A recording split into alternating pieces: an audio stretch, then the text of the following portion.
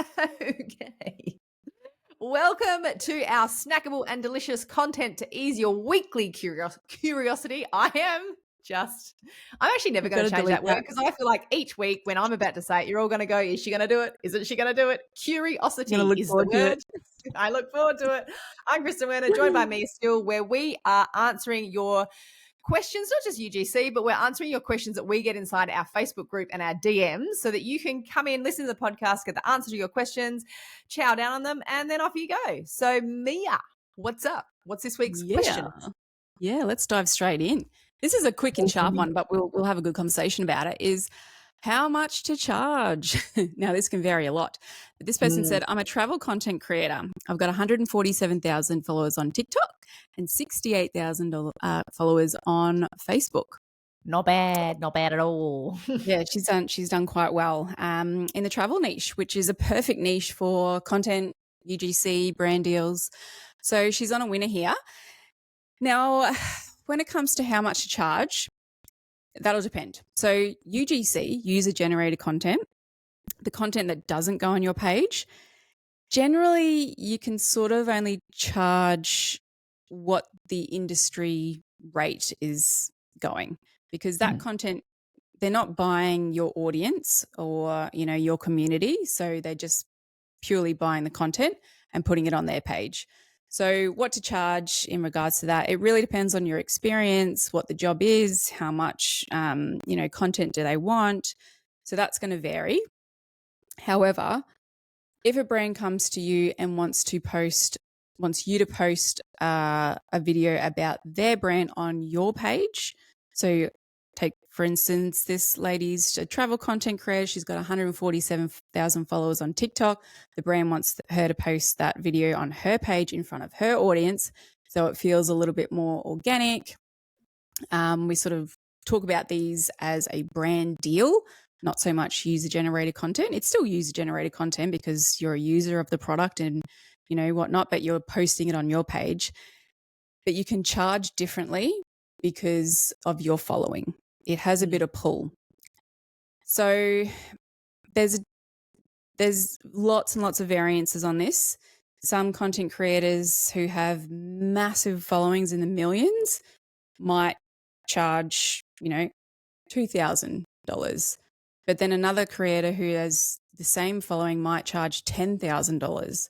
So there isn't really this sort of industry standard, I guess. It kind of comes down to what the creator wants, how much they kind of value their audience. They don't want to just become a sellout and post all of these videos about all these products and just make money, because you lose your followers. They lose trust with you. It also depends on the product. Does it align really well with your audience? What's your engagement rate? You could have 2 million followers and your engagement rate is crap. So you're not going to be able to charge as much as if your engagement rate is high.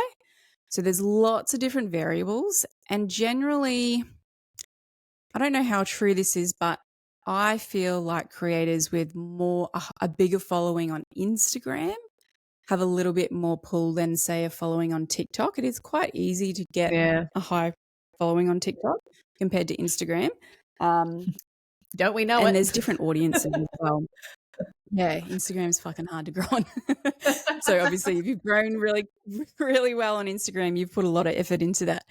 So, I mean, if you have a Google, we teach this stuff inside our user-generated content accelerator course, but you can sort of have a look at what the standard rate is for a micro influencer, a nano influencer. It kind of has different tiers in regards to how many followers you have, so you can get a bit of a guide as to what you're charging. But there's just so many variances, it's not funny. And I've seen a lot of videos on TikTok of these influencer managers who will say, I'm going to post all of the influencer rates that I've been given this week for this particular campaign. And one's 20 grand and one's 2 grand. So you've just got to... I think there has to be something that comes down to, I think the engagement would be one of the biggest. Like if you had 2 million followers and no engagement, opposed to somebody that has, say it was 10,000 and the engagement was incredibly high, that's going to be really different for a brand to want to invest, because they want return on their investment. And so they want to see that if they put money into something on your page, it's not just going to sit there and like, I think that's something that is undervalued, is we look at the follow figures and go, oh, they must be amazing. But when you dig that bit deeper, and like we've got a member inside our community, and Tara has built the most incredibly beautiful community that are so responsive and so engaged, even over 100,000 followers on Instagram, and they are so engaged. It's incredible. So she's got now the ability to be able to turn to brands and know that what she says, this is what it costs to post on my page, is worthwhile, because her followers, they love her stuff and they engage in basically everything she does, which would be very different to somebody that had 100,000 followers and nothing. So do keep that in mind as well. Yeah. Yeah, and brands are highly conscious of that.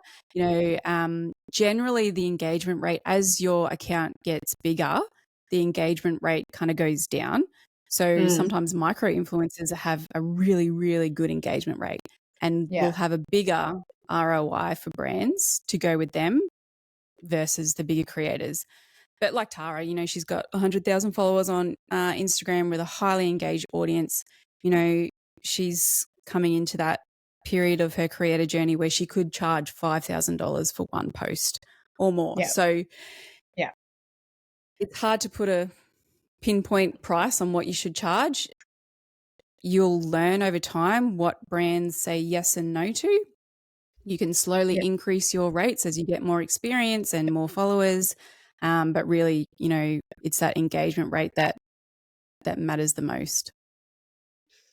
Cool. I think that answers that question. We'll call that another wrap as well. So that is wrap for another week. We shall see you next week. Bye.